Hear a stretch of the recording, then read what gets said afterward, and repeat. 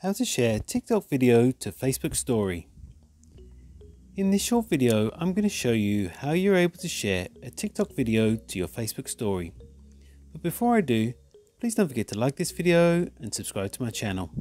So if you want to share a TikTok video to a Facebook story, I'm going to show you 3 different ways that you're able to do this. So first, go to TikTok and find the video that you'd like to share, and then tap on the share button on the right hand side. First option is you can actually click on save video, download the video and then share it.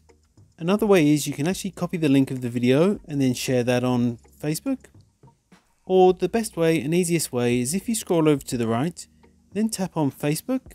It will then allow you to share this directly into your Facebook story. So before you do that, it will ask you to change some settings and you can add in some text or stickers. Then tap on share. And this video will then be shared to your Facebook story. And that's all it takes to share TikTok video to your Facebook story. If you found this video helpful, I'd love it if you liked the video and subscribe to my channel. Thanks for watching.